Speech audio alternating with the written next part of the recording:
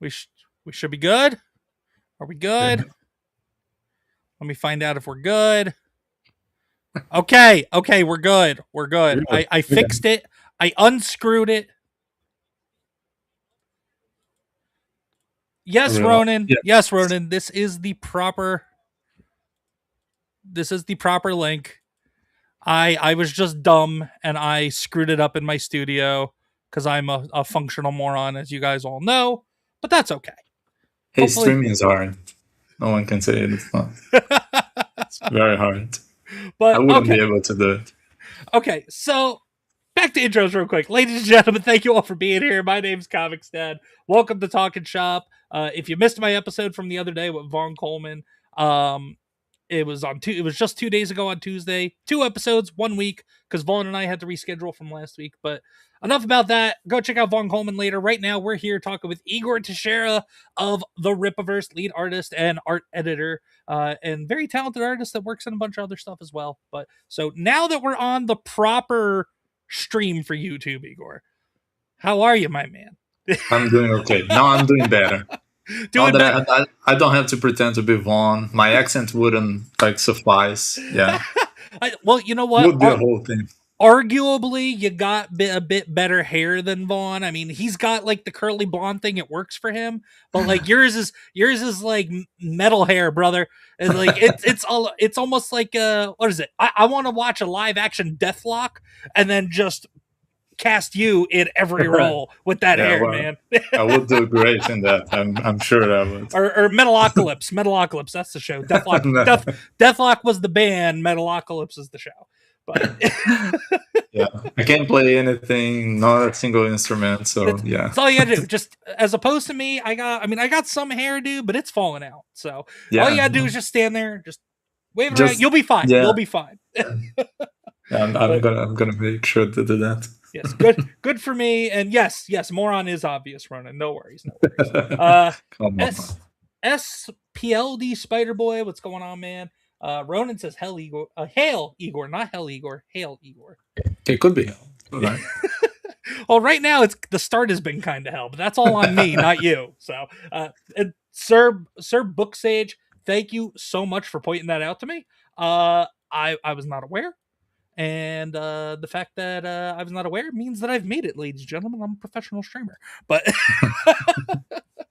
and then we got another one that popped into the chat. We have Pedro Estocco. Oh, that's my colorist. Yeah, for the Smuggler stitch. Yeah. Oh, okay. Super talented man. Huge fan of Igor Teixeira. Absolute top tier professional, amazing artist. Let's go.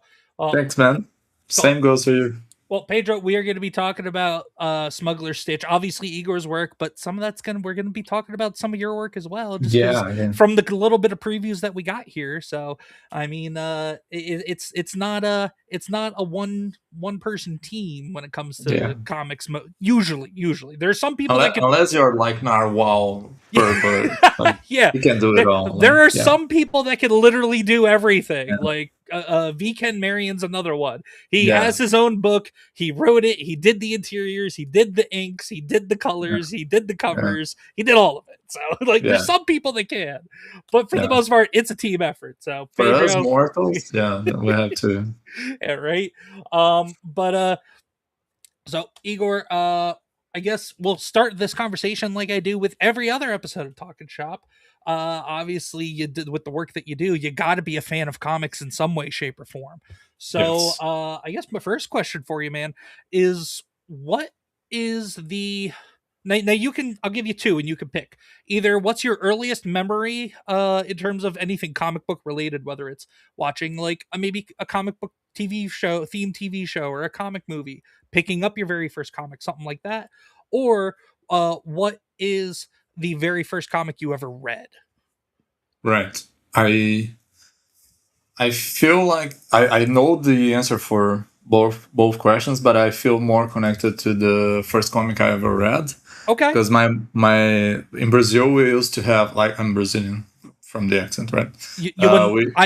Dude, it sounds American like every day of the week. Dude, it sounds like you're from the Bronx. You could have fooled me. For sure.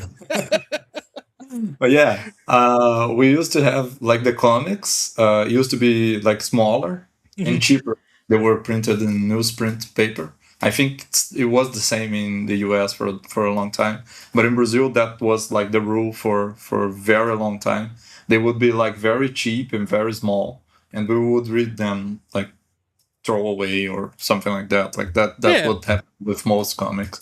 And my mom gave me one because she's a teacher for she taught for more than 30 years. Now she's retired, but she God used to bless her. teach Good for her. yeah. She used to teach kids how to read. So 5, 6 year old, that was her main specialty. And she used comics a lot. Like she used all sorts of comics. In Brazil, we have a very large conglomerate called with a brand called Monica. It's called Turma da Monica, which would be like Monica Squad or something. And Okay. it's like children's comic book, very simple drawn, but like they're hugely successful in Brazil, and they have a lot of characters, and they like all sorts of brands use them for like selling all sorts of products. Oh, So cool. she would use those a lot because they were children's story. And whenever she could, she would give me a different comic. So like Darkwing Duck was one that she gave me a lot of, and but That that. the Oh, first one was Captain America. Funnily enough, in Brazil, like but getting Captain America, there you and go. yeah, and I really connected with the character, the story, because it was a story. I was the middle of like a journey. Okay. Now I know which one it was, but back then I was just reading and having fun.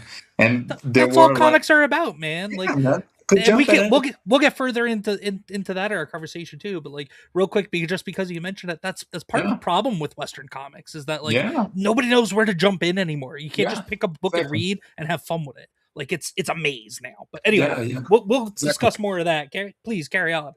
Yeah. So it was the run from Ron Lee. I don't know who the writer was. I know the artist. And it was the Streets of Poison. So it's a story about Captain America losing his powers, like the serum, and kind of trying to find himself again as a superhero. So he fights Crossbone, I think, in Okay. this issue, and Daredevil and the Bullseye are all also in the story, kind of like fighting themselves, and then getting to the Captain America gets in the middle of it. I remember like some panels very vividly. That stuck to me because the art was amazing. Ron Lee was an amazing artist, Oh and yeah. so that stuck to me, like because of the theme and everything. And yeah, from that moment on, I was hooked. Like I wanted superhero comics all the time. That's awesome, man. Yeah, And just quick shout out to Mama Teixeira, greatest teacher, greatest yeah, mom ever. You awesome. teach kids by giving them comic books. You teach them how to read the comics. A plus Yeah, plus plus teacher in my book. Teacher of the century of the world, right yeah, yeah, there. So forget textbooks. Forget the boring. Oh, we're gonna read and then regurgitate this exact copy paste generic prompt. No, we're gonna read comic books, and that's yeah. how you're gonna And learn how to read. like very skilled. Well, my eldest is here. You sure? She wants to be a part of this. Hello. Oh, oh, also, I heard it was your birthday. Happy Yeah, it is birthday, her young birthday lady. today. 2 year old. Hi. Yeah, falling asleep. Oh, yeah, But it's because you're, I think, about an hour ahead of me, right? yeah, and it's Yeah. already like pretty late, and she was very active, but she's Oh. getting sleepy. And she doesn't want to leave me. Oh, Don't. she just a daddy's girl. She wants to say hi to all the people. She wants to say, "Look at my daddy's art."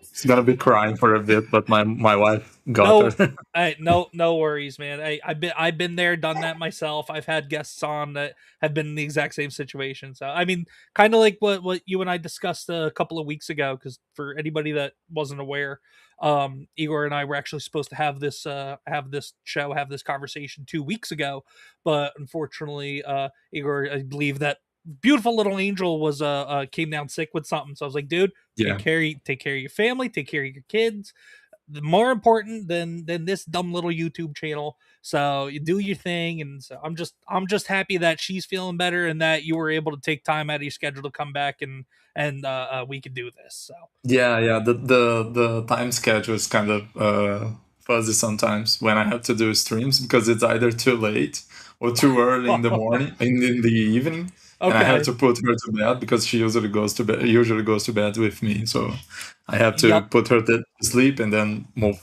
out of the room I afterwards. am So I am familiar with that as well. I was bedtime that dad for a phase, while, so I get it. I get it, man. Uh, yeah, but and then also just my wife, Queen Comics wife, says happy birthday, sweetheart, and she also said hi, thank Igor. you, I'm the other half. thank But no, so Captain America was your first comic that you ever read, but you mentioned Darkwing Duck. I yeah. personally love Darkwing Duck, the cartoon. Um, I've read the newer comics out of Dynamite. But Darkwing Duck in general is just a lot of fun as well. So I'm Yeah, glad that yeah, you mentioned Darkwing Duck. He doesn't get enough love. Disney seems to be rebooting everything but the good stuff. And Darkwing yeah. Duck was like peak 90s And cartoons in my du- mind. du- So during this time, they had so many cool, like the that small volume of like comic, like the yeah. quick ones that you will read. Like they had a lot in Brazil. Like the Scrooge McDuck had, I think that's his name, right? Yep. In English, yeah, had a lot of comics about him. Donald the Duck. Like I remember Donald had a superhero alter ego at some point. Uh, Huh. he used like a glove. I don't remember the name. Uh Don't quote me on that. But he yeah. used a glove that was kind of a rocket, and that would run in Brazil for like the entire issue, like to Oh wow. 70 issues or something like that. Yeah. So So so were they like almost the size of like pocket like Reader's Digests or something? I don't know if you know what a Reader's yeah, a little Digest is. bigger than that. Yeah. No, Okay. we had those in here. Yeah. A little bigger than that, but like very cheap, cheaply made, as cheaply as you could get Yeah. those made Kind of back in the day. almost like pocket comics.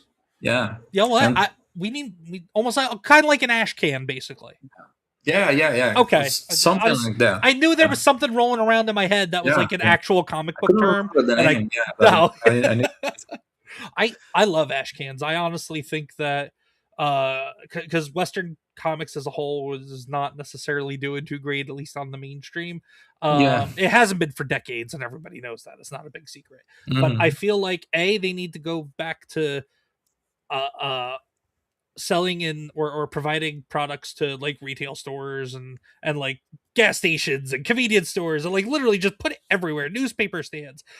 But I think also doing ash can versions of comics would be huge because a lot Yeah. of people are into minimalist type of stuff nowadays. So I Yeah. really think ash cans would be like a game changer for Western comics in the in the mainstream if they decided to do an ash can format at some point. But that's just me. That's I have my wild, crazy business theories and ideas and stuff. So Yeah, no, I agree. And I think like if you want to appeal to like children's market or something like that, that's a good way of doing that. Like if I'm a mom or a dad, if I want to get a comic for my kid, I'm sure they're gonna destroy it at some point. So I don't want to like spend a lot of money on something. I for know that sure. floppies are not that expensive in the US. I imagine, but they are in Brazil, for instance. Like even the ones that like Panini brings over from Marvel and Uh-huh. DC, they are quite expensive in Brazil for you to get every month.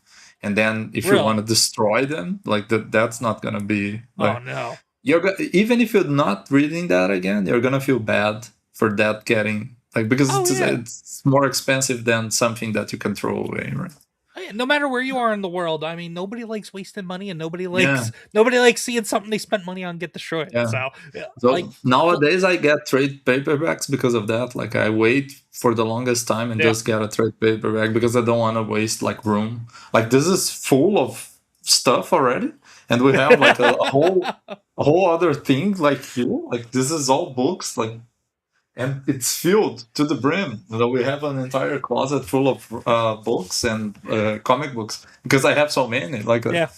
And I I don't buy everything that I want. I saw you reviewing Man with No Strings the other, yes, and I was like, I can't get this because the shipping cost is more than the actual book. for me. So I was like, yeah, it looks amazing, right? I It can't wait it to. was. It really was. So I'm saving all of those, and I'm gonna send everything to the warehouse at the Rippaverse. And when I visit, I'm gonna grab everything and bring like Vault I comic. Yeah, that there I'm you gonna do go. that. Yeah, Yeah, I was gonna say the other thing too is that what was it? Because I don't know if you've ever talked to Phil from Zaid Comics before or not, right. No, not or anything. directly, but yeah, I know. I know. I mean, because I think they have some of their stuff on Global Comics, but I mean, if you reach out to him, honestly, I might ask him that myself because he's supposed to come on here on the channel next month, sometime next month, I think. So I'll probably Right. ask him that myself. But like, hey man, have you ever thought about going digital?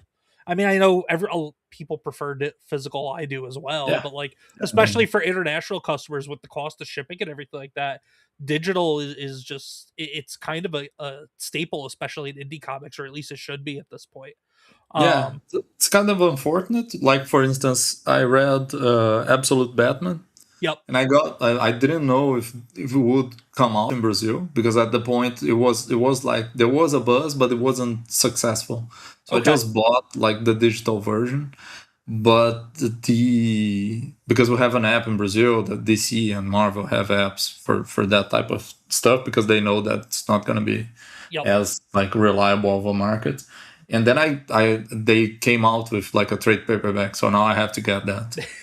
So I read everything. Yeah, absolute Batman's pretty good. It's Yeah, so I haven't I'm behind on it. I mean, it's not my favorite thing. I mean, at the first like the first volume, the first 6 issues, I'll Mhm. even go as far as the first 12. So the first two arcs, I oh this guy Sup nerds. sup Yeah, Andrew. nerd. What are you doing here, huh?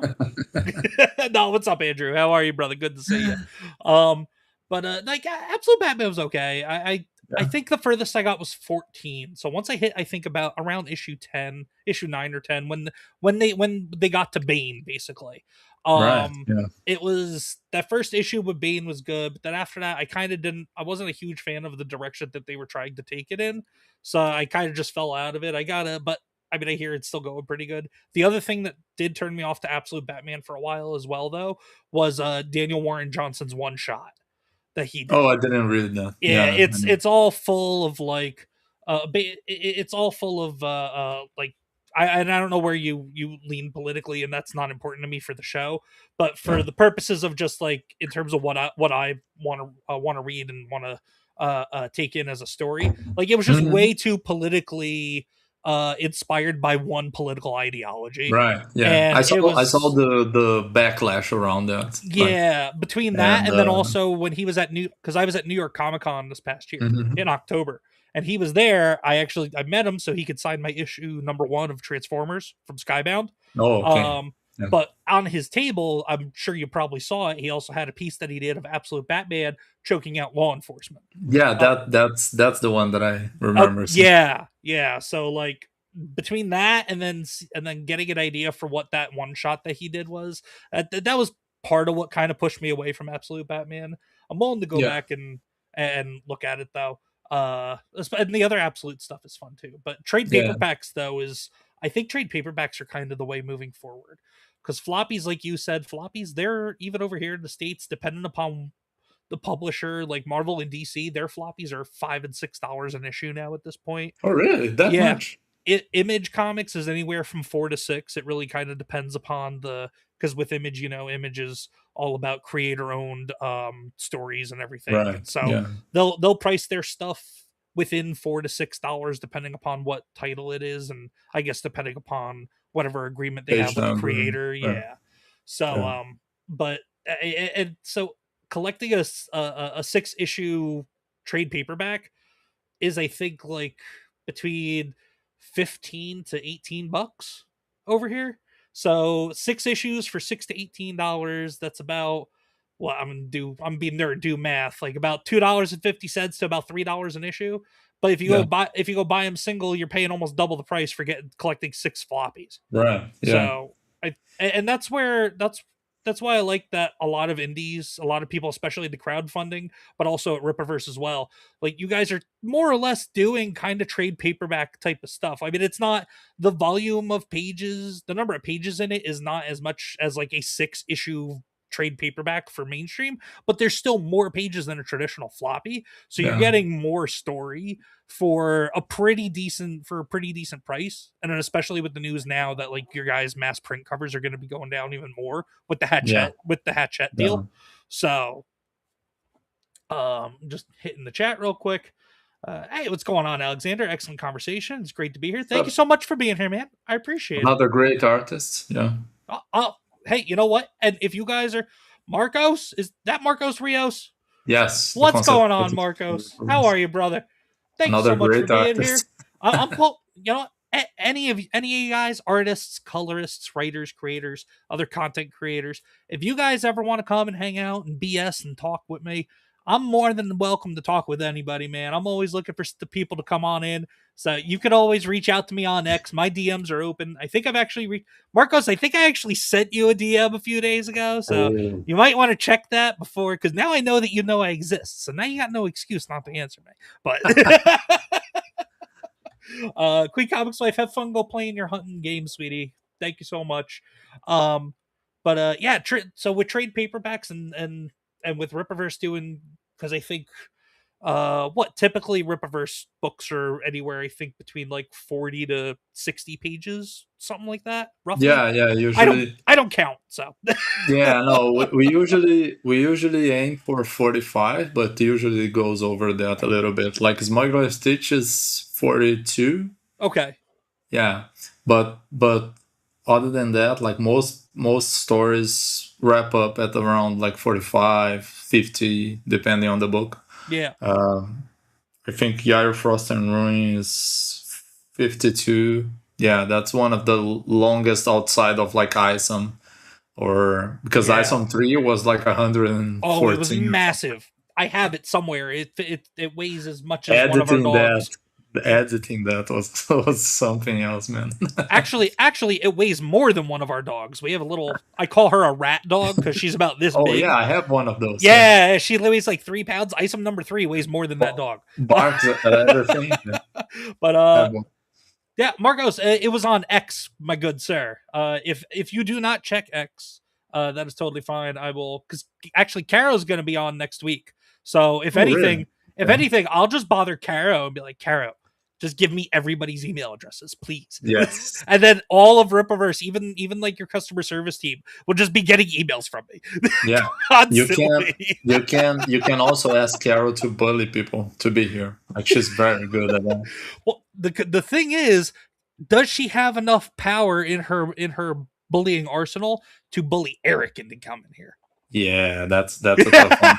Because nah, Eric's a busy guy. I've never. Because I wouldn't expect anything.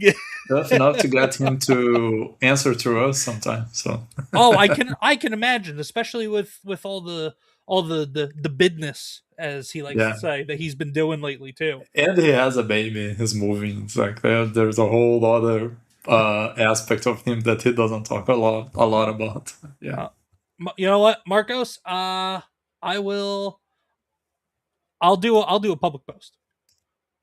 I think I'm pretty sure I sent it to I reached out to Marcos Martins as well, I believe. But I think I reached out to both you guys. I thought I did. If not, I will be sending a message your way, my man. I know you guys have a Marcoverse. Yeah, we do. It may have been Marcos Martins that I reached out to. I don't remember myself because, like you said, too many Marcos. And some of them are Marco and some are Marcos, which makes it even more confusing. I actually called an artist Marcos by mistake during one of the feedbacks. I was like, "Oh, so Marcos, we have to do this," and his name is like, "Oh, it was Mateo, the artist for the Tension Crew." It was like, "When you called me Marcos?" Like, I'm sorry, man. This is just too many Marcos. We need to get rid of some of them. No, I'm joking. I like.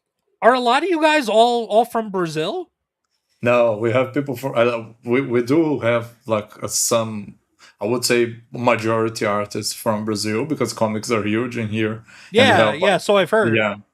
Yeah, and we have a lot of people that try to make it outside of like to an international gig or something like that. So that's one way to do it, and drawing comics is probably the best way of getting there, like, which is fun, right?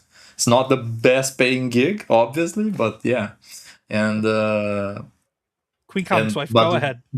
but Matteo is like Italian. We have some Polish, Polish artists. We have some Russians. There you go. We have people from. I actually don't know where they're even from, to be honest. So we have people from Uruguay. We have one guy from Uruguay, the artist for the Cursed.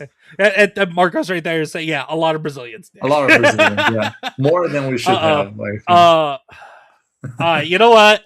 You know what? oh yeah, okay. That's a challenge. That's a challenge that I do not accept. tell me what you think it's written. Something you about editor, right? yeah, something about how much work they do. Something about how much work and it being disparity of work or something like that. All right, that was a good. I was can read not good, but yeah, it's a false cognate, right? That's what they call it. I can read context clues. Yeah, he called me the best editor he had ever worked with, which is okay. Yeah, because nice like, of him, but thanks. Yeah, it's like the colors for Hellbound Stagecoach.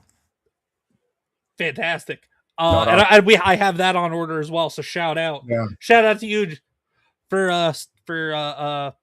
Hellbound Stagecoach. I'm like thinking about a mile a minute right now. No, but in that I actually, because over here, like when we're in high school, with Spanish is one of the, and even in middle school and elementary school, Spanish is one of the languages that we can choose to learn. But we learn, I think we learn more like European Spanish. Yeah. So as opposed to now Brazilian, is Brazilian like derivative of Portuguese, or it is basically this. No, it's not basically. It's called the same language, but it's very different from what they have in Portugal. But it's Portuguese. It's Brazilian Portuguese, and then in Portugal they have their own version. The accent varies a lot, but I think Brazilians can understand them more than they can understand us, because Brazil is so huge that we have like a huge variety of accents. To the point where, like, my wife is from a nearby state called São Paulo, which has the biggest city in Brazil, and she can't understand people from my state where we live now, because it's a very countryside state, so people have a very thick accent. So it still confuses her sometimes, and she's Brazilian, so.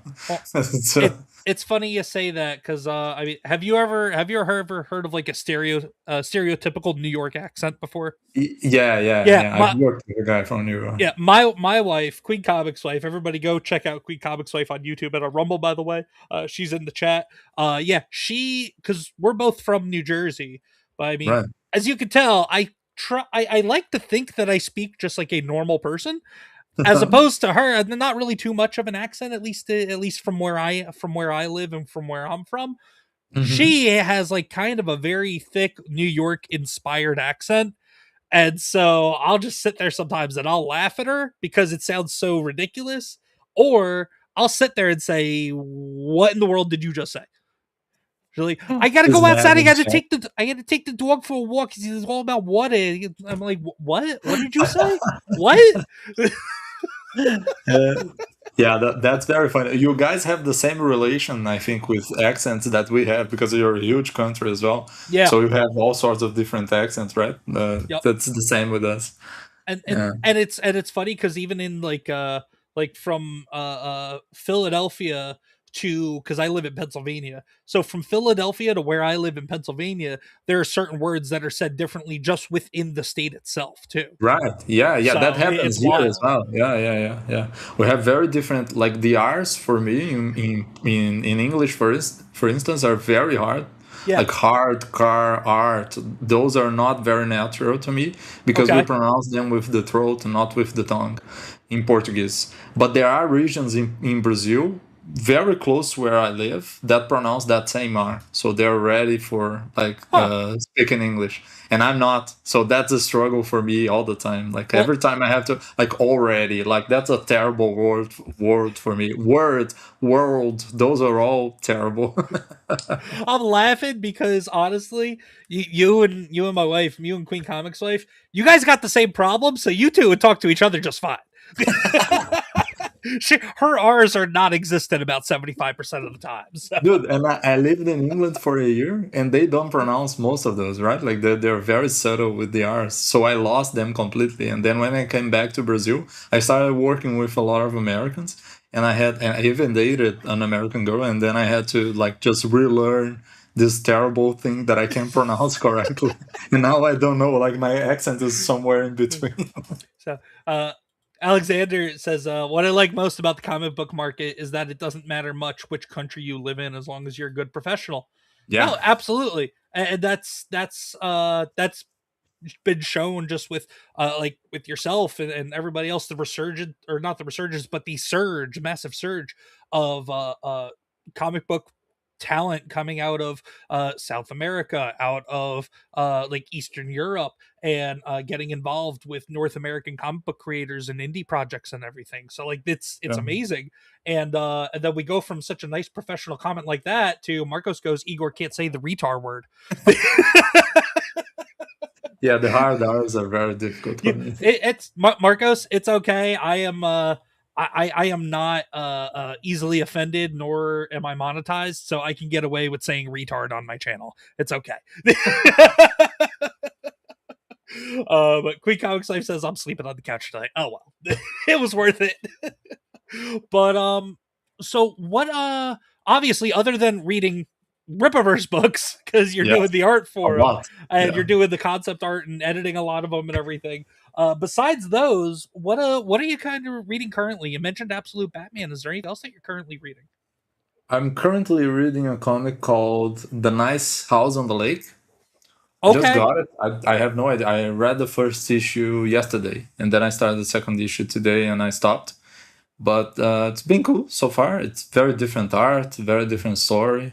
There are some hallmarks of that type of like modern comic book stuff, but I usually I came to a point where I don't really mind like the I don't know the agenda, let's say, of that stuff, unless it's like very on the nose, right? Okay. So Yeah, I yeah, mean it's we're at a point where especially if you're reading something from the big two, like it just you have to expect it at this point, yeah, yeah, unfortunately. But like so it's just a matter of how hard in the paint are they gonna go on it. yeah. But it's funny that you mentioned Nice House on the Lake because this past weekend was Free Comic Book Day out here, Hmm. and one of the books that was being given away was a Nice House on the Lake free comic book day Really? version of it of issue one. So my wife actually picked that up. I don't think she's Oh, read it nice. yet, but she's actually looking forward to reading that as I well. like the idea a lot. I don't know where it's gonna go with the story. It's very interesting. Like the concept, at least, could be terrible, but yeah, the art looks like very good. Like I that's basically what I look at when I read comics, right? It's the art. It's like so it's usually like I'm looking at the paneling, like if there's any creative angle or something like that, and that comic has a lot of that, like uh playing with like having some emails on TV screens and then like the people reading on cell phones and then Yeah. like a double spread of like different people talking at the same time because they have a whole cast of characters. Like it's very interesting. Like the artist made me want to follow him just based on that and learn more because that's where you learn the most. It's with the crazy people that do something different. It's Well, very and interesting. and the stories can be and the stories can be awesome and intriguing and zany and out there, but like I mean it's comic books, it's a visual Yeah, medium. If the art is not there to support the story, the story, nobody will care about the story. yeah, yeah. So and also it's funny that you mentioned Nice House on the Lake because James Tinian the fourth is one of my favorite writers in comics because of a particular series. Oh, really? It's the same writer? This, yeah, it's something's killing the Oh, children is James Tinian as yeah. well. And I then heard they also are gonna make a movie of that at some point, like I, with forever. I don't I know. heard that like I heard that like 2 or 3 Yeah, I years have to ago. So finish reading that book it's actually because I it's still really like going. that. It's still going. I Yeah. think it's on like issue, I want to say it's close to 50 if it hasn't passed Oh, 50 I already. thought it was wrapping up. Like, Oh no. No, that's still going strong. that's Um super cool. and then also he's been writing the, like, the Universal Studios classic monsters. Right, So like he wrote the one for the Invisible Man that came out, right. I think that was around September October of last year. He wrote the most recent Dracula one. And it's all out of Boom Studios. So those Universal Cool, monster titles out of Boom Studios, that's all him writing them, I'm pretty sure. cool, cool. So Yeah, no, I'm gonna have to pick that up because my time reading comics now is very like short. mhm. Because usually I feel guilty that I'm not doing something else. Like I have a ton of projects. I have covers to make like for different clients, Oh and yeah. whenever I don't do that, I'm like the main stuff is working at the Rippaverse, which takes already a long, Oh yeah, long dude. time. There's never enough time in the day, Yeah, ever. yeah. Especially when you're working. There's never It, enough time in the it's day. like It's TV shows, man. I can't even like I cannot do TV shows. Like I'm watching Invincible with my wife, and we haven't finished the season yet.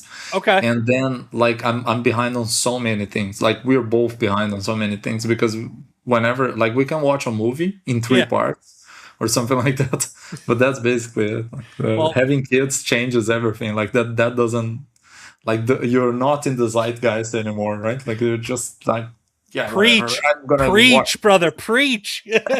and then I'm gonna rewatch stuff that I have already watched. So, And then yeah, so definitely forget about trying to watch One Piece if you're into anime. Uh I yeah, you asked what I was reading. That the answer is always One Piece because I'm always reading One Piece because I'm yes. reading since I was 11.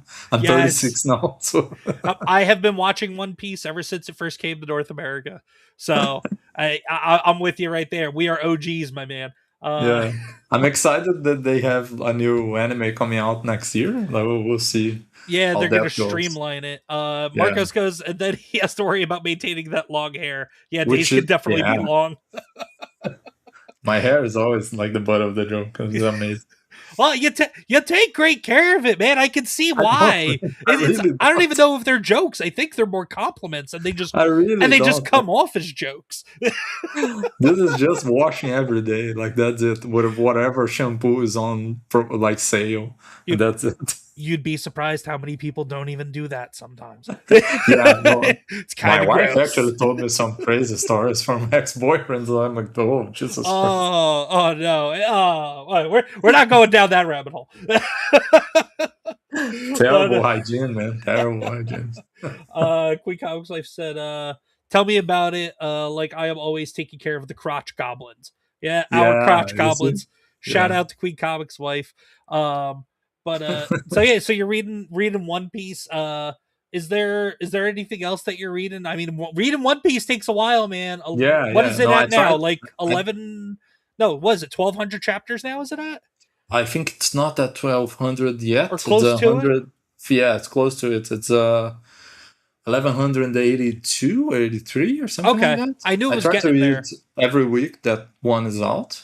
Yeah, because Yeah, I yeah, because the anime, 1182. because season one of the anime, yes, that's right, season one of the anime stopped at 1,155. I So found I that knew so it was funny. close. I knew it was close to 1,200. I just didn't know if Oda had hit 1,200 yet or not. Yeah, yeah. But I what? love it. I really love that. Like, there are some points, especially recently, that I don't like about One Piece because I used to love more of like the clean art style that he had before, and now it's like kind of messy in the pages. But Okay, I still like most of the like the angles and stuff, and some of the story beats that he chose to go with like don't suit me because I don't like I kind of like but not really. I didn't think it would fit One Piece, the chosen one mentality of like they having, and he kind of went into that, but yeah, yeah, it is what it is. I'm. It's the sunken cost fallacy, I right? Like I've been reading for 15 years. I'm not gonna stop Oh, now. for sure. I mean, I've been watching it for damn near 20. Oh So no, it's like, that more than 20. Yes, I'm yeah, 36. I was 11 when I picked yeah. up the first So issue. so yeah, Yeah, it's I and 25. even then my theory is that Oda doesn't even know what direction he wants to go in. So like after he finishes an arc, I think he's just writing and it's coming to him chapter by chapter as he writes it. Yeah, I don't even I know if feel like he's that sometimes. Yeah, yeah, I don't even know if he scripts it. I think he just goes. And it's like, all right, pen to paper, let's go. All right, Shonen, here you go. Put which this makes out him next week. a great storyteller if you think about it, right? Like No, for because sure.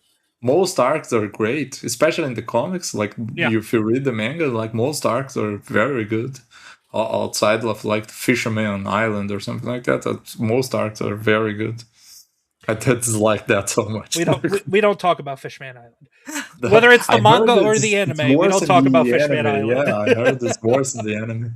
Yo, speaking of which, Zaid Yeah, Comics, hey Phil, man. what's going on, brother? We Your ears must have been burning about 20 minutes ago. Yeah, I was talking about how I can't get your comic because the ship is so. I'm gonna ship it to the warehouse. We were talking about how I'm gonna bug you because Igor can't get no, man with no strings. What the hell, dude? What the No, I hell? can. I can. I can. It's No, not that funny. it's jokes, all jokes. It's just like a lot of money. It's the same with Rocafort. Rocafort put out like the Groken 4, I think. Yeah, yeah. Oh, Yeah. well, I really wanted to get everything because he's one of my favorite artists, but then it's oh, like $300 just for shipping or something like that. I'm like, dude, this is ridiculous. This is like my rent or something. well, dude. I mean, I'm here in the States, and even then, because like, I found out about Grokken over the last few months, but like, if I want to get the catch up, get 1 through 4, all 4 of them, plus the shipping, like, I'm looking at probably about 120, Look at $130. that. Like that's a lot, man. Like I can appreciate the fact that it's his art is fantastic and he works hard on it, and I get that, but like that's a lot to throw down for 4 books too, though. Yeah. So Yeah, there uh has to be like a very conscious like decision, right? Like you have to think about it. Yeah, digital. Yeah. digitals. Yeah. Do you have a digital option for that? Like It goes, I thought I looked over. yeah. Um Maybe I missed it. Unless he's saying he needs to do digitals of the digitals. Right. So then at Yeah. that point, is it just like pictures of the PDF thumbnails at that point, and that's all it is? Like is it not a real digital comic? Is it like a digital scan of the computer screen at that point? Like It's a is that what a digital. digital is? Like, uh oh, it's in the add-ons that they got them. Oh, so I need Uh-oh. that right now. Uh-oh. All right, Phil. Well, we'll talk about that when you're on next month too, man. Yeah, But no, man. we were just kidding. We're not. We were just joking around, man. The Man with No Strings is awesome. By the way, also, everybody, I did actually put out a video today, because I was home from work today. So I actually managed to record a video and put it out in the same day, which is a friggin' huge goal for me. Just talking about my thoughts on Man with No Strings out of Zaid Comics. So after we're done here tonight, go ahead, check it out over on the channel, and then go to Zaid Comics afterwards. And great vid. Oh, thank you, man. You don't have to lie. I appreciate it. But so we've been talking comics for a while, but we haven't been talking about the important thing about comics yet. We haven't been talking about your work in comics. Oh, So okay. my first question for you regarding your work and your shop in a sense, is how did you I mean, obviously you ended up realizing you wanted to just draw things, but like what was that journey like of figuring out, hey, I want to be an artist and this is what I want to do? Right. Yeah. So we're gonna, like I mentioned, my mom being very supportive and my dad as well. Yeah. We came from a poor family, not a very poor, but a poor family from Brazil, which is not good. Like just being from Brazil, it's already bad. But yeah, and so they were always struggling, but they never stopped supporting me, like drawing and liking, enjoying that as a hobby or something like that. And then at some point, I in school, I didn't feel like pulled towards anything. Like I would do well in school, but I didn't want to like go to any of the usual stuff. Like most of my friends went to engineering. Okay. I like math, but I'm not like the greatest at it. I didn't feel like right. Yeah, And I hear that. yeah. So I thought about like going to the military for a bit, and then I decided against it because although I like the regimen of like the strict exercising and stuff like that, I've always been a runner. I don't like the rules, right? Like I have problems with it. So I wouldn't do well there. I think. All the you want to do all the fun Yeah, stuff, but yeah. you want to do all the Depending exciting things, but you don't want to. Yeah, you don't want to necessarily have to be yelled at all the time or wake up yeah, at 4 o'clock in the morning or something. that's Like not really a thing for me. And it, it's a thing for me. I wake up at 4:30 right now, and that's just for work. I'm not even in the military. That's just for my right, job. yeah. No, yeah, I wake up at 5 to get yelled at, but it's by my child, so it's okay. There you go. That's Yeah, that's different. I didn't run from it. One Yeah, of your two bosses. I well, couldn't escape that. one of your three bosses, I guess I should say, because I don't think Exactly. Eric's getting up at 5 o'clock to yell at anybody. Yeah, yeah. He's And I have probably. 2 girls, so it's probably 4th. Yeah. Oh yeah, there you go. Yep, same here, man. I'm surrounded by them. Anyway, though, with the more, Right. Yeah. please continue about just So my your art parents, journey. sorry. I get sidetracked because I ramble a lot. That's what But this is. That's what this is all about. It's all good, man. No worries. No worries. yeah, so long story short, I decided to go into arts. And in Brazil, we have like public universities. The private ones are good, but not so good. But they are very Okay. expensive. And we have public universities that are very hard to get into. So usually just rich people get into it. The kids that went to private school, it works backwards, right? Like it should be for the poorest and Oh yeah. ends up being for the richest. But I went to São Paulo to live in São Paulo, the biggest city, because I was from a very small city in Brazil. And I Gotcha. went to São Paulo because there they had like a digital art university. Ended up not being that. It ended up being mostly like modernism and communism and whatever. Like I had Ah. 12 art history periods during my time there, semesters during my time there. But it was the opportunity that I had to meet other artists that lived in São Paulo, get some feedback. There was a kind of a trade school, not exactly, but a private school called Quanta. It still exists. A lot of Marvel and DC artists were teachers there. Oh really? So I went, I showed my portfolio, and I got a scholarship there. Actually, I got a scholarship by an artist called Octavio Cariello. His brother works with Chuck Dixon because his brother lives in Miami. It's a Okay. small world. He's also a comic book artist, and he gave me a scholarship, right? Like, so I studied there for free That's during the awesome. first year. Yeah, and it Good for was you. life changing for me. Yeah, yeah. And then I got another. I got into another process to get a scholarship to study illustration in England, and then I passed and I got accepted there. And while I was in England, I studied in 1 year. I took all their chairs, right, their semesters in one Oh, and a half years. I giggled for a second because when you said chairs, I know what you meant, but in my Right. mind, I was thinking I you just was went like in and took their hoarding chairs. chairs. Yeah, Yeah. That's I didn't mean This the. fucking Brazilian is getting all the chairs. That's just how my brain works. I'm an idiot, but like I just think of fun, I didn't stupid know the shit. word, man. I'm sorry. Yeah, No, sometimes you're. I knew what you meant. I knew what you meant. Just my brain. I think of dumb, stupid shit like that all the time. So I'm like that. I know what I mean.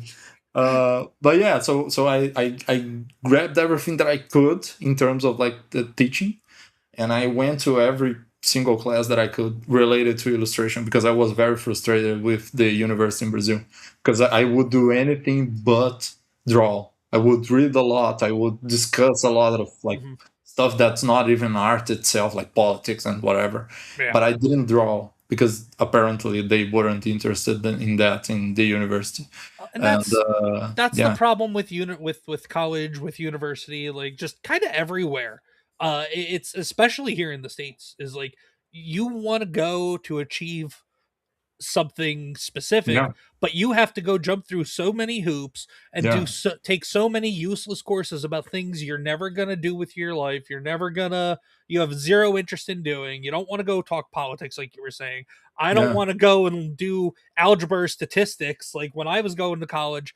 I'm a 2-time college dropout. So I don't see that as a mark of shame. If anything, nowadays I No, see it. not at all. If Yeah. nowadays I see that as a badge of honor because Yeah. I didn't let Smart. the indoctrination machine get me. Hmm. But like I didn't want to learn statistics. I wanted to go because I wanted to work in sports journalism. And then after a while, I kind of gave up on that. And then my second time around, I wanted to actually coincidentally, I wanted to become a teacher. But Right. like I had to take so many different kinds of courses and crap that mattered absolutely zero to what I wanted to do, especially when I wanted to do the sports journalism stuff. That was my wake up call. I was like, dude, this is screw this. Tough. Yeah. Fortunately, I didn't waste too much money. I was fortunate enough. My mom worked at the college that I went to. I mean, I still had to pay, but wasn't nearly as much of what other people had to pay. But Hmm. still, it was still a waste of money regardless, and I felt terrible about that. Right. Yeah, it's a huge investment, right? Yeah, but Even for me, like I was studying at the biggest university in Brazil, very hard to get into, but very expensive for the students, the state. Jesus Christ. Like just sitting there, brought them all from England. Finally got them over here. oh man, just when you get down to Texas at some point, just when you go to the main office there at Rippaverse, they're just all gonna walk in one day and be like, "What? Where the fuck are all the No chairs?" Yeah, they're all shipping to Brazil. And then somebody's gonna be. It'll probably be Andrew. Will just be standing there in the hallway like, "Go ask Igor." Do you let the Brazilian in? You don't let the Brazilian in, man. But no, but at least with something like what you wanted to do with art, you at least, like you said, you got into a program where there were other artists there. You got to at least network. That was probably the biggest takeaway of going to college, is you have the opportunity to network so long as you're able to find the right people while you're Yeah, at university. yeah. And the That's the other peers made challenge. such a huge difference, right? Yeah. And I didn't have any in Brazil that liked me because I wasn't like because I was never like right wing, but I was never left wing either. Like that was not something that appealed to me. Yeah. You And just wanted to then make art, man. yeah, and then when you talk about that, it's the end of the world, right? Like because they cannot deal with someone that's not indoctrinated. So Exactly. yeah, so it's just like it's a sin, and that was it for me. I didn't care about that. Like I wanted to draw, and then I started drawing by myself, like just practicing and getting feedback from the teachers at the other course that I was taking that I mentioned, Quanta. Uh-huh. Some great teachers there. Like I had teachers like Igor, who is an image and DC artist. Ivan Reyes was there a lot of times, Okay. who is a great artist. So we had a ton of great artists there that I could get feedback from, uh, and that helped more than anything, like in my life. And then I went to England to study illustration and kind of cemented myself like in this idea that I could be a comic book artist, because there they had like 2 classes in the year, like in the semester, Oh, which really? yeah, they were very focused, and the rest of the time you're supposed to be drawing, you're supposed to be making art. And I was like, this is perfect, this is all that I wanted. And then I That's could like awesome. really focus for a year and just draw whatever I wanted, and make the projects that they wanted me to make, comics for myself, zines, whatever. So I took advantage of that. Like I had a full scholarship, so I was studying very hard there. And when I Very came back nice. to Brazil, yeah, when I came back to Brazil, I just dropped out of the other university and started working. That was it, and I never stopped. There you go, man. Hey, you went over there. Hey, thanks for the full ride there. Come back. Hey, screw you. I'm taking my talent. Yeah, I'm getting out of here. No more money for you. Um so where along the lines did you then start I guess what was your first official comic works that you had ever like it doesn't have to be like mainstream obviously, but like just your first I guess paid art gig of involved Yeah. in comic work. The What most was important, that? right? Well, Yeah. yeah, and then we're obviously gonna get into how you got involved with Eric and with Rippaverse as well. I'm Right. I'm kind of babying the conversation towards that way. Try to steer me into that because I can get like Oh, sidetracked, like as me I too. said. Me too, but dude, it's more for myself as much as it is for you. It's even more so for myself because then I'll go off about whatever. So Yeah. I had to do that. I have to say it out loud. It may seem like I'm saying it to you. I'm more saying it to me. We're planning together, right? There you go. But yeah, I remember quite well. Like the first gig that I got $10 to make a cover for a comic book that never went out. All right. And that was my first gig. And I was like, awesome. Like, this is what I want to do. And Yeah. this is Like, it. hey, I got somebody paid me for my art. I don't care if it was enough to go get Dude, dinner, and and that was people it. don't realize how important that is, especially when you're a beginner. I was Oh watching yeah. David Finch on a live stream on Monday because he Okay. always streams on Monday, and he was talking about that. Like someone asked him, "Oh, I'm a first time drawing a comic book for money. Guy paid me like $25 a page, and did I undersell my art and stuff?" And he was like, "I don't know your art style. I don't know how good you are, but if it is your first comic book, I can tell you what to do. But if I was in your shoes, if in your shoes, I would have done that.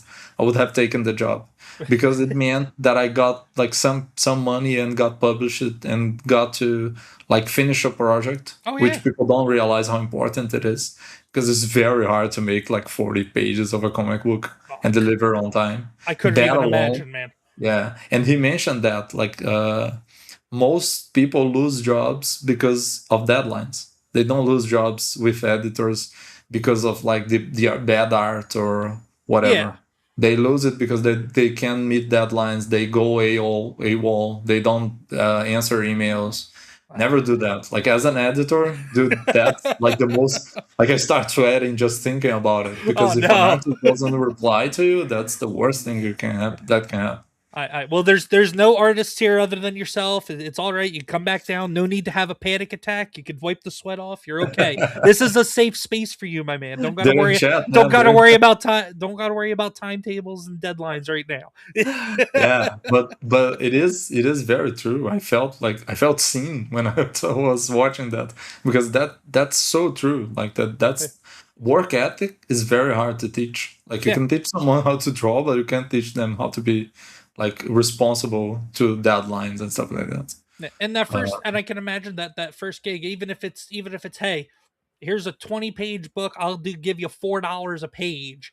Like, or hell, I'll give you 50 cents a page for a 20-page book. The fact that somebody's recognizing you for your talent and giving you any kind of compensation for it, for something like that, I can imagine that it's definitely like uh what's the word I'm looking for? Like validation, yeah, for sure. huge validation, and then on top of that I can imagine that it's a self-confidence boost and like, hey, I'm doing this now. Somebody Yeah, actually has, I don't care how much it is, somebody has given me money for my hard work and the things that I create. that's And I can huge. imagine that's just like a huge high, and then you just Yeah, build off of that because it was nobody can for take that me. from you at that point. It was for me, man, because like it wasn't about the money, but like getting paid like really cemented the idea that I could be a comic book artist, and then I never stopped. Like that was Exactly. it.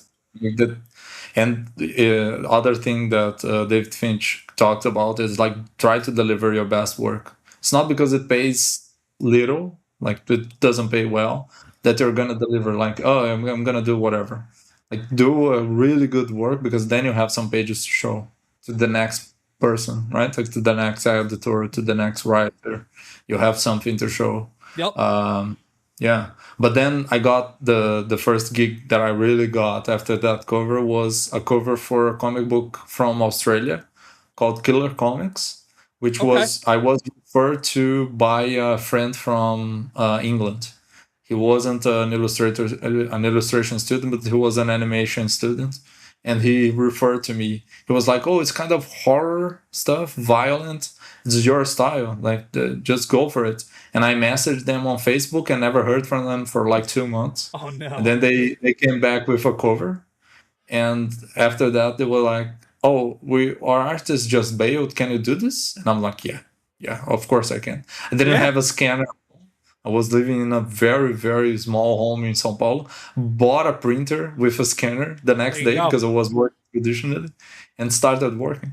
Like that was it. Like, Yeah, man. You and do then I what you worked do for what you got to do. If you don't have it, you got to find a way to make it happen. Whether it's yeah. like I was working a job where I needed a printer on a somewhat regular basis. Like I couldn't go out and afford a printer. Mhm. Nobody seemed to be selling one like on Facebook or anything like that because that's where I go for all my secondhand crap.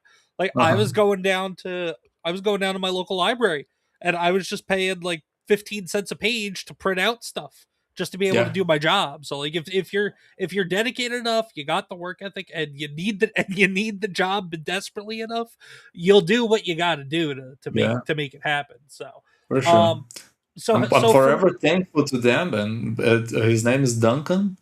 I still in touch with him. Like, it's funny because I did the first pages for like 30 Australian bucks, which is less than like 25 like American dollars.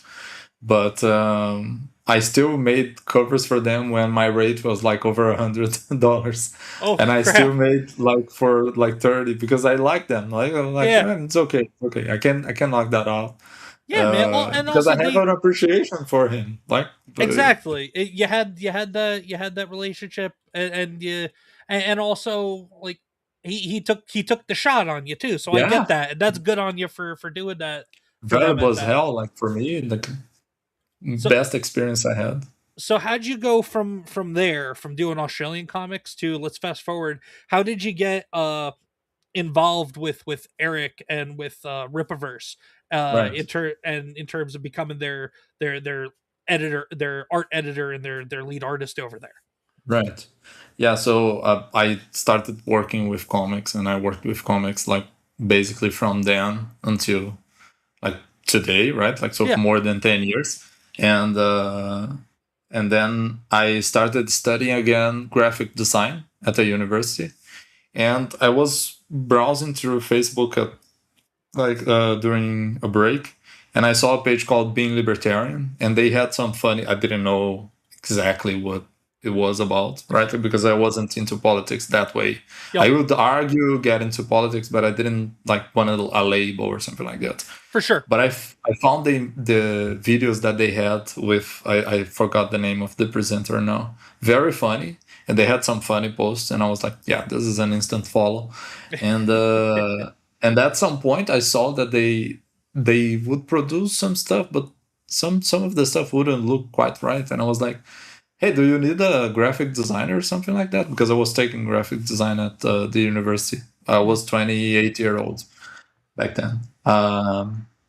And then they were like, yeah, sure.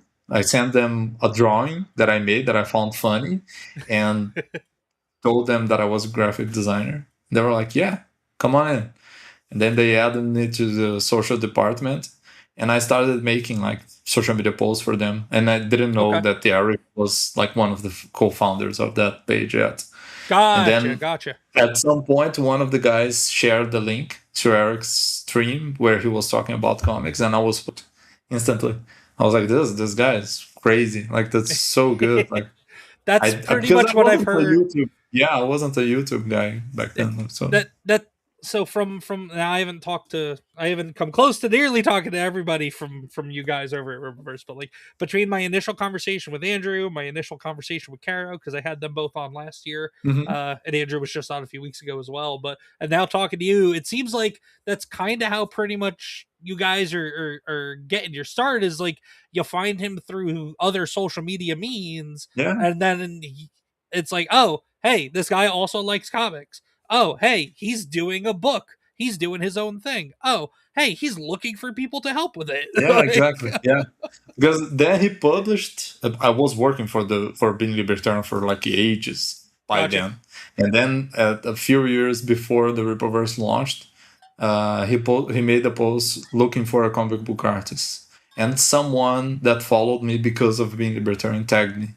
It was a girl, I can't remember her name, but she tagged me on Twitter.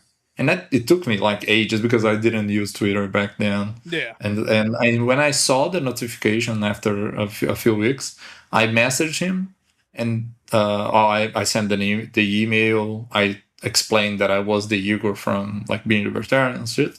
And then he messaged me on Facebook. Look, I have an artist already. I was looking for like someone from Marvel or DC for this project. But do you want to be in-house working, like making shirts, graphic design, whatever I need? And I was like, yeah, of course, I'm game. And then we started slowly working on art pieces that were designed by Marcus, the concept artist, and I made like splash art or PNGs and stuff like that that he could use on the stream, the videos, launch, everything, and social media posts. And I would make like everything, like graphic design, Okay. whatever. And then I started working at the Rippaverse. I'm one of the oldest members of the Rippaverse. I started before the company even started. That's awesome, man. Yeah, back then was. Speaking of Marcos, he goes from that same post Eric did on YouTube. Yeah, How I exactly. found Eric and hired me immediately. You're not supposed to say that in chat. You're supposed to wait till you come on the channel and then you can say that. To tell the story.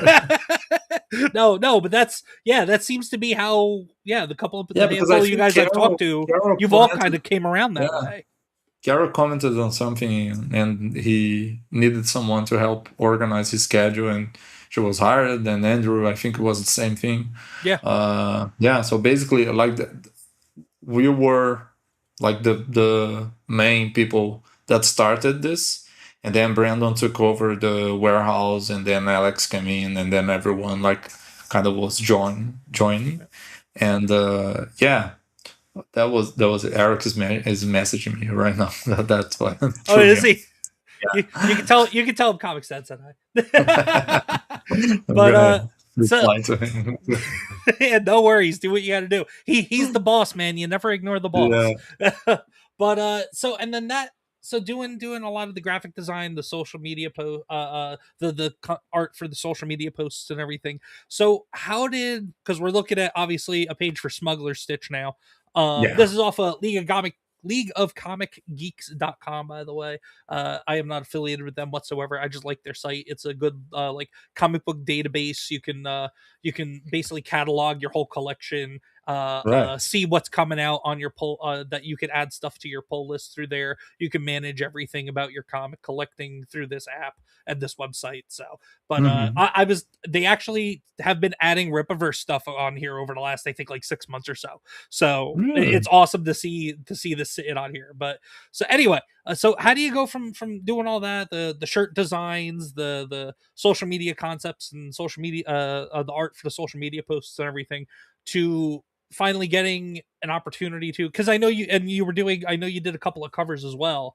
But how did you go from that to getting the opportunity to do the interior art on a book of your own with Caro writing it? Right. It's all thanks to Carol, to be honest, because she wanted to write a story about Cedric for the longest time. And then I think, I don't know, maybe middle of last year, 2025 or something like that. Yeah, May or March 2025. She sent me a message. So I did a thing. That was what she was saying, and it was. That's always how something like that starts. Like, yeah, hey, well, I think it was Friday or something like that. Like, hey, so I did a thing.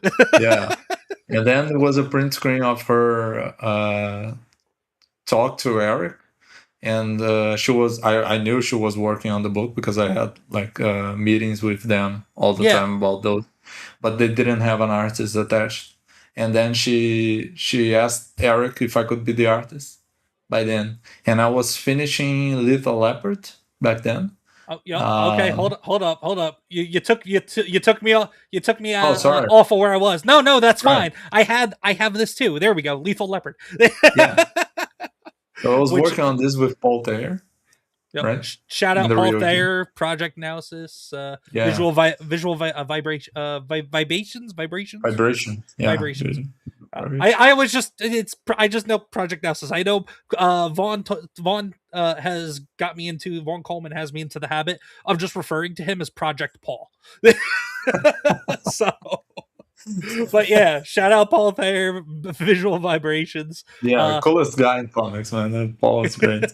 yeah, And so this is out of Lethal Leopard, which I want to pick up and I want to read so badly. It looks like it is so cool, and the fact that he's thanks. just got former wrestler Enzo Amore Yeah, involved in the writing super process, fun, involved in the man. project, like that. Like I can't only imagine what conversations with that dude is like. the concept art for this was great, man. Was great. Like to the time, by the time we got to this, like leopard print and like an Anubis with wings, and so I was like, yeah, this is gonna be great, man. It's wild, and I'm all for it. Like Yeah, Anubis with that's my leopard start. print, and then he's Yeah, wearing suspenders, and then the wings out of nowhere. Like it's oh, a it's wild concept, and it seems like it's just a bunch of crap that doesn't belong together, but it works and it looks so badass. yeah. Yeah, it was super fun because I worked as a concept artist for the longest time. That was part of my career for a film company in Brazil that Okay, would make horror shorts. So I would design the monsters based on the concepts that they gave me. And going back to concept art for characters like in Little Leopard and then Smuggler Stitch was super great, man. I had a lot of fun making these guys. oh yeah. Uh, I yeah, put I specifically brought this one up because I cannot wait to see what you do with these guys, because just their designs and just this one panel right here. I'm so glad that you shared this, that this is the one that you shared online, because I especially this I mean this dude, he looks beastly and savage and menacing as hell. And then this dude just has a really cool, awesome, like sleek design, like almost like a almost like a ranger esque type of, like, I know I think they're supposed to be bounty hunters, if I'm remembering correctly from like the yeah, description of the book, from right, the summary of the book that's listed online. But yeah. like, yeah, he definitely looks like he's got that bounty hunter vibe, which is awesome. And then Yeah, this dude is clearly this big boy right here. This is clearly his muscle. But I yeah. love the designs. So where, I guess without giving too much away, like what can you say is maybe your favorite part of this upcoming title, Smuggler Stitch? In terms of, at Um, least in terms of the work that you've put into it, and because obviously you did all the interiors, so yeah, you know what's happening. yeah. So is there something that we should maybe look out for in particular to try to keep in mind that was maybe your favorite, either panel or page, or if there's a spread in there or something that was like, what was kind of the one thing in this book for us to look for that was your kind of, oh man, this is awesome kind of moment?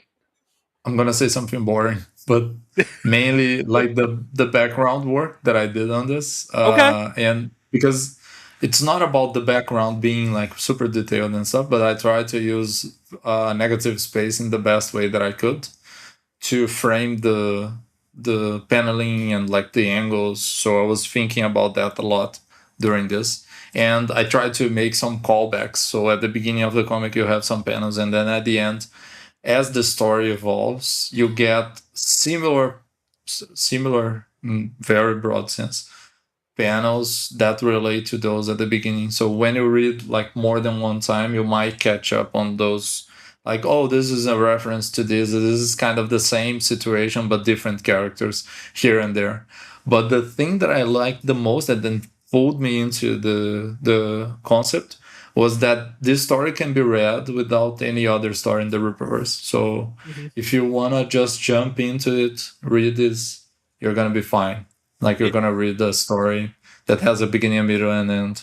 and, and Um, and I there's a couple of titles in Rippaverse that I really enjoy, because I wasn't on board from day one. I found out about Rippaverse about, I don't know, maybe like a year and a half ago, something like that, maybe almost 2 years ago. So I wasn't a day one reader, a day one fan, all that. So like mm, my first experience with Rippaverse was I mean, I ended up grabbing ISOM 1 and Alpha Core 1 eventually to just kind of introduce myself to it.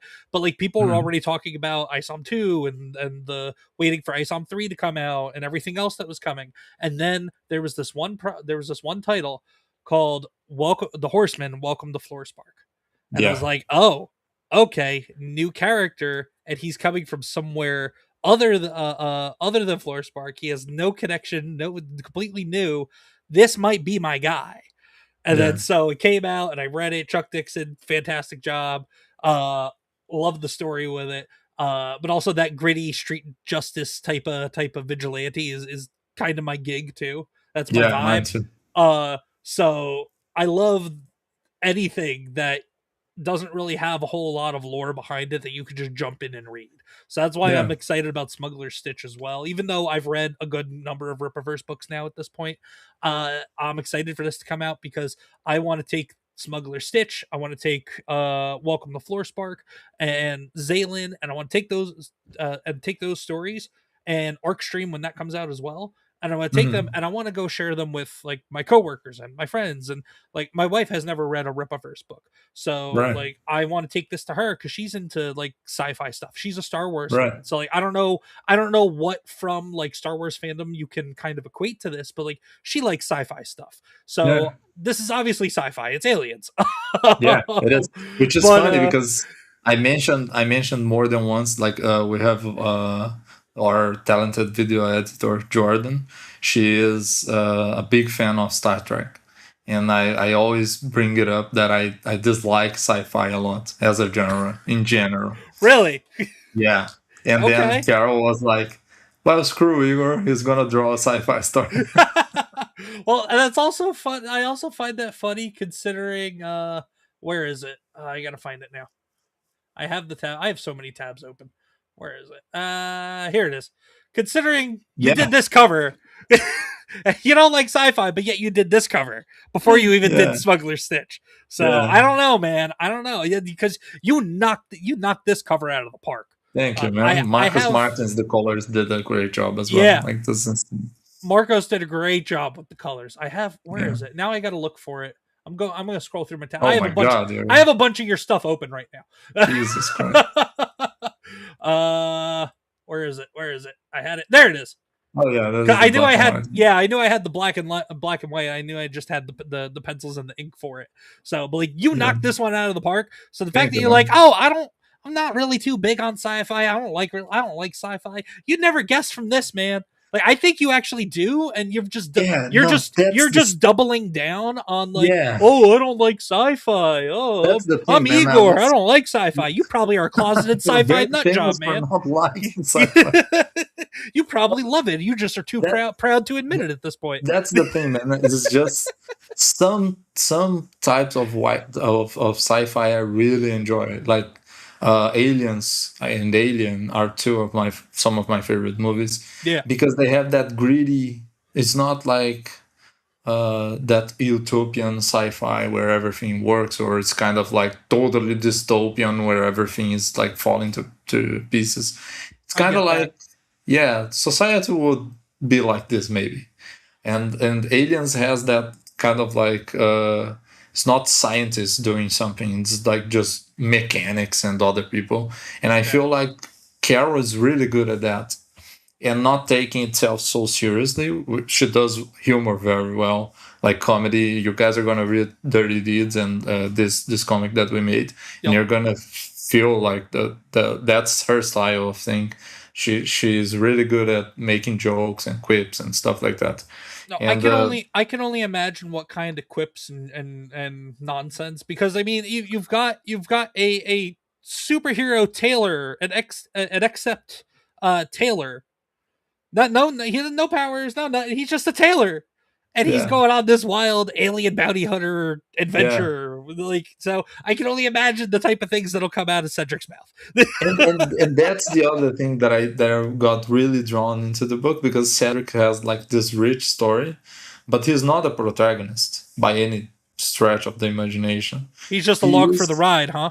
yeah, and but at the same time, like Carol describes him in Dirty Deeds 2 really well, and I don't want to spoil anything. but she describes him as a very important figure, and he is like, whenever you start to think about like what he does and who he works for, Yeah. he's very important. And Eric was the one that created him, and he knew that so much that Cedric is the one narrating the first ISOM 2 trailer, the trailer that we had for ISOM 2. Yeah. He's the one narrating it, the animation, done by Powerhouse. So Cedric is kind of like that character that you learn about him and you're like, cool. Now that I'm gonna see him behind the scenes, I'm gonna have a different look about who he is, what he does. Right? Like you're gonna look at him differently Oh yeah. after you did like Smugglers, Like because the it's an origin story. yeah, because at this point, because we've had such limited exposure to the character of Cedric at this point, I've only been imagining like I'm kind of imagining it as like, are you familiar with the movie The Incredibles from back in the day, the Yeah, Pixar movie? So yeah, Edna Mode, the yeah. the little lady that Super cool. creates all the superhero costumes. I'm kind of imagining like that type of personality and temperament, and then I'm just trying to imagine like that and take it and drop it into just alien nonsense, but also it being not a children's story.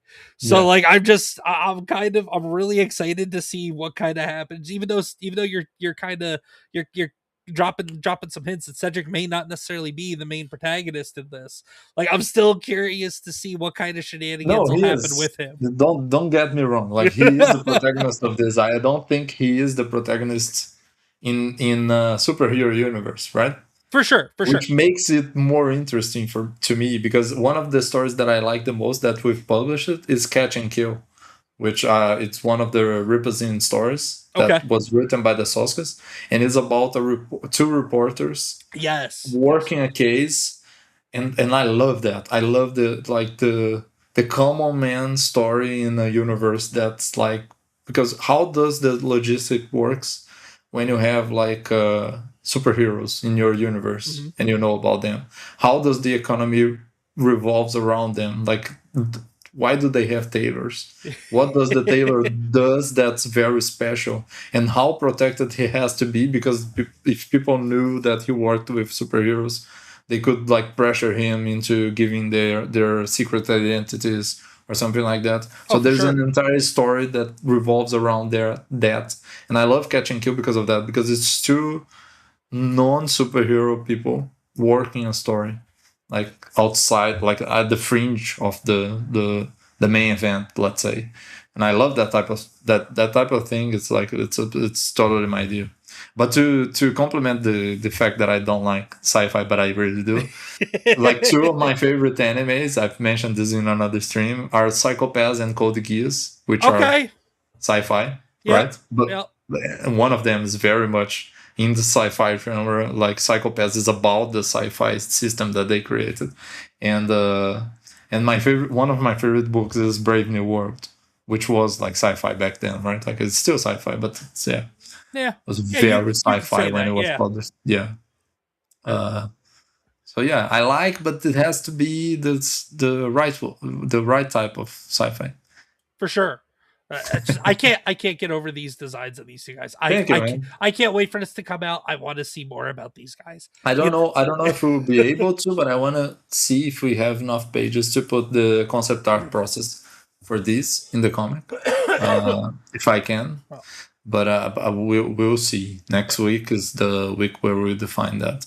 and I just have a bunch of tabs open here, just work that you've done, the Dirty Deeds cover we went over.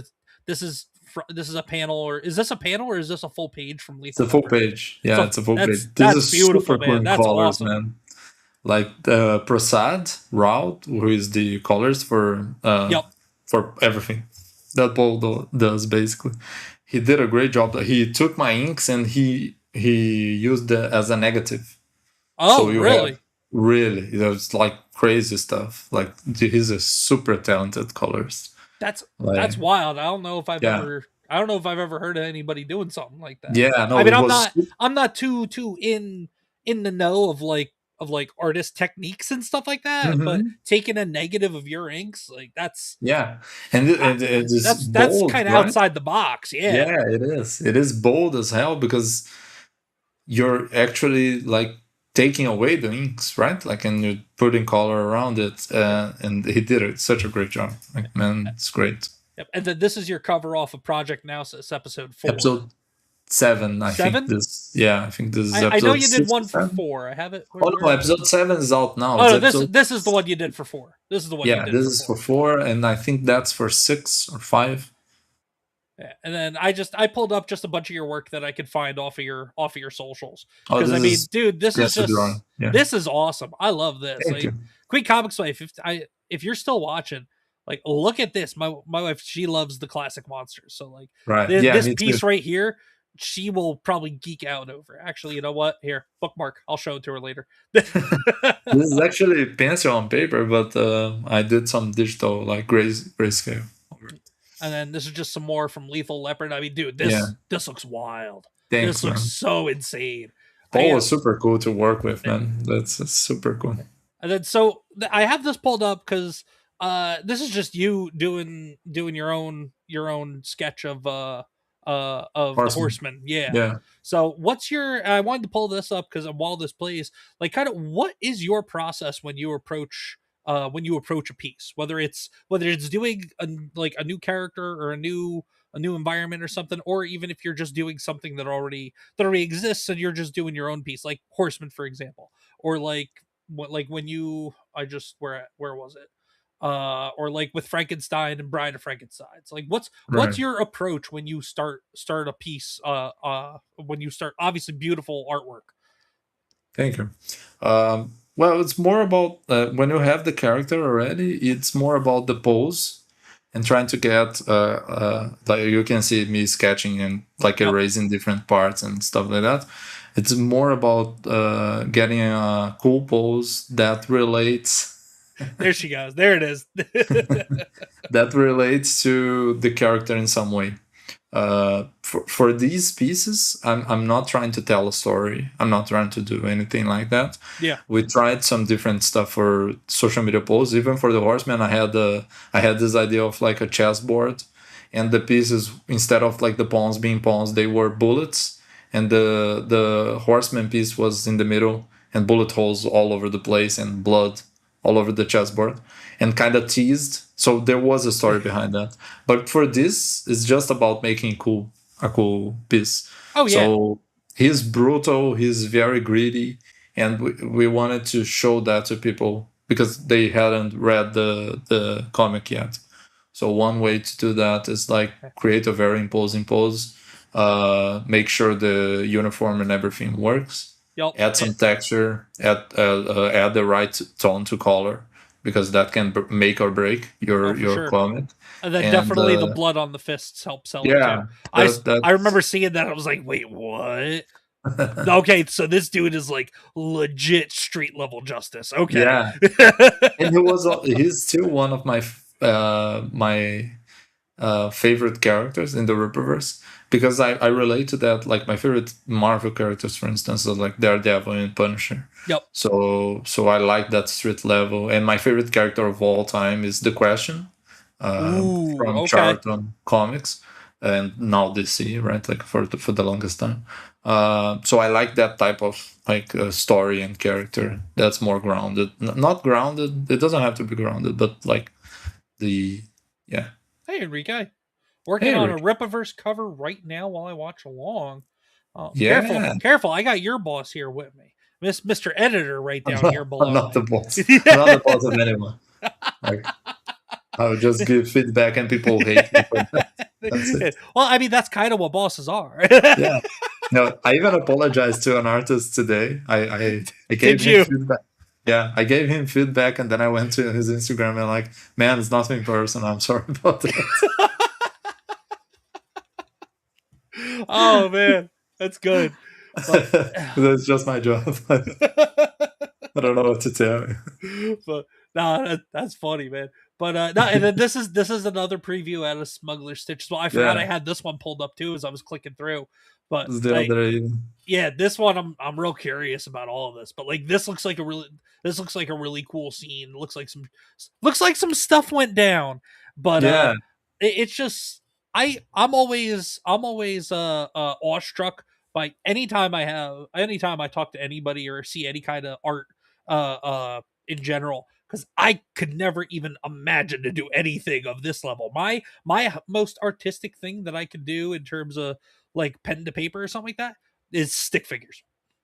oh, but Stick stick that's figures, the, and I put a smiley face on it, and then that's it. I'm done. That's all I can do with art. yeah, no, but So all of the embellishments mean nothing if you don't like work on the structure. So you have to know like anatomy, perspective. oh yeah. Hey Phil, hey man, yeah, another What's great up, artist. Phil? The artist for stage Hellbound Stagecoach. Oh, Uh, good to see you, Phil. Thank you for hopping in here. But yeah, it's just like I said, like yeah, it's I'm just structure, man. awestruck. It's I'm more just important. awestruck by anybody that has a natural talent like this. So like, well, Yes, it's a lot of hard I can work. have Actually. like a 100 artists on, and you'll hear me say, and like as I start to do more like comic review videos, like I did my first one today with no man with no strings. Like Right. I don't really have a whole lot of words that I could use. I'm not great with different adjectives. I don't really know like techniques and styles and stuff. All I know is I look at that like that is awesome. It's a beautiful piece, and I just want to see more of it. And that's more or less Yes. kind of what I'll say to any art I see, because it's all different to me, but it's all the same in terms of like how impressed I am by it. Because like even if I don't necessarily like what's going on with the art itself, I can take I can appreciate the skill and the talent that goes into making a piece of art. Right. Like even for example, we were talking earlier, Daniel Warren Johnson, that absolute Batman piece that he got heat for on the internet with him Right. choking out the ice agent and stuff. Like I hated the piece for what it represented, but I was Right. but like once I calmed down from the rage and anger of like what it represented, I was still able to appreciate like, oh well, like that's still a cool looking piece. I just wish it wasn't so politically driven. But I Yeah. was still Yeah. able to appreciate the fact that it was art. Just because Yeah. I didn't like the art doesn't mean I couldn't appreciate it. That's kind of what Yeah. I'm No. trying to say. He's a great Like, artist. Like yeah. he's a really good artist. His style is very unique, right? Like Yeah. so there is a lot of like potential there for different stories, and he really understands the medium of comics in general. So Oh, he definitely does. But you know what? Screw him. Batman would never do yeah, that. Batman would never do that. So screw him. We're here talking about you. yeah, But here, let me pull up what else do I have open here? I have a couple things open here. We'll go back to where is it? Here we go. I'm We'll go back afraid to of what here. you're gonna pull No, out. no, no. Just go back to the Smuggler Oh my Stitch. god, he's gonna pull some old stuff. No, because I'm getting ready to wind it down. But Yeah, yeah, everybody on Rippaverse.com, Smuggler Stitch. Now the pre-order period has closed for if you wanted the exclusive covers, but the yeah, mass print cover, which is I believe and it's the this one. roads. Yeah, Yeah. it's just, So the mass print cover is still open for orders. So go to Rippaverse.com. Link is in the description of the stream. Go check it out. Go read the summary. I think it's the same summary that's actually here on League of Comic Geeks. But go to the Rippaverse website anyway. yeah, And go pre-order Smuggler Stitch. I know I already have mine in. I'm pretty sure. I got to double check, but I'm like 95% certain I already have my pre-order in for Smuggler Stitch. So I'm looking forward to it, man. And before we say our goodbyes, is there anything that you got going on that maybe you want to let people know about? Do you want to give people a little sneak peek on something? Is there anything that you're doing or that you have coming up that you want people to know about? Like what do you got going on? Or are you just doing your thing? yeah. No, I'm basically yeah. I'm making some covers for a client that I can review yet, but and Pedro Okay. is coloring, so that's all I can say because he's now my colorist until he leaves him. We Okay. worked together on Alpha Clash, and I suggested him, and then like it was a matchmaking heaven for me because I'm very particular about my colors. Like they can attest to that. Like I've learned painting traditionally and then digitally, and like I'm very very particular. My wife is also a great painter, so Oh, is she? I have, yeah, I have her feedback all the time and all my stuff. So I try to be very very particular because colors are very important. People don't realize that, but colors are so important in comics. Um, yeah, but I'm basically working nonstop for like making covers. I took a break from comics after Smugglers because I want to focus more on my family, For and sure. Rippaverse like kind of increased the number of projects that we have by a lot. A lot. Yeah, by a A lot. lot. Yeah, I counted the other day. I'm giving feedback to, I think, 35 artists, Holy crap. not counting the covers. Not I counting the covers, so just on Yeah, not interiors. counting. Yeah, just Holy interiors and shit. colors and inks. Yeah, You heard it here, folks. 35 projects in the it, works. it's Like, probably more. Yeah, because this no, is it's just less what's than 35 projects, but yeah, because this is just what's publicly known yeah, of what's coming up. And yeah. then, so the fact that you're talking to giving feedback to 35 artists on So among projects, colors, it's more than that because we have 20 there. Like that gives yeah. us some colors repeat, but it's very, very, very rare that Oh we yeah. have a color same two projects. But and so Um, there's you heard it here, so folks. yeah, Whole I'm busy, whole lot more coming down the pipeline. very, very busy, man. But and then obviously you make an appearance from time to time on the YouTube channel with the rest of the Yeah, crew. whenever I can. Yeah, But most importantly, folks, go follow Igor over on X. Keep an eye out on things. Definitely go order Smuggler Stitch if you're able to. But it's at the bare minimum, follow this guy on X whenever he posts something with his art. Make sure you give it that heart button, that like, and make sure you save it and then you print it out. This way, if you ever do get a chance to meet him, or you just email him or spam his DMs like I did to get him on here, you just be like, "Hey, can you scan this and sign it and send it back to me? You're awesome!" Like, just spam the crap out of his DMs just to be like, I need more art, please. I need more Igor Teixeira art, please. thank you, man. But I hope people enjoy. Like Smugglers is shipping July 18, I think. yeah, I think that's the new. I Yeah, think that's the new date. I yeah, think I it was. think I because think it of was the like. hatchet. Yeah, Yeah, I think it was originally like end of June or something, but or yeah, like but or maybe a couple weeks. Like the first week of July or something. But right, yeah, something like that because of the deal, yep. we had to some things around. Yeah, But I gotta go back through what I have ordered currently, and when I talk to yeah, Caro, when I have Caro on next week, I'd be like, Caro, help! Split up everything in my order into multiple orders now because I need my stuff. yeah. But yeah, everybody keep an eye on stuff. Igor, thank you so much, brother, for being Thank you, here. man. I Thanks for appreciate being it. here. I hope you had a good time. I hope it was fun, and you're always more than welcome back to talk, Thank you. whether it's comics, art, stealing chairs, whatever it is, your hair, whatever you want to talk about, man. You're more than welcome to come back and just hang out if you got the time. But you take care of that little one and that beautiful family of yours, and you keep Brother. up the great work. Thank you. Ladies and gentlemen, thank you so much for being here and watching tonight. Please make sure you hit the like button on the stream, regardless of where you're watching, and hit either the follow or the subscribe button. I'm creeping up onto that 500 mark on YouTube, that ever elusive 500 mark for base tier monetization. But also, you can find me over on Rumble. You can find me on Kick. You could find me at blaze.stream. And then also, you can find me on X at ComixDad.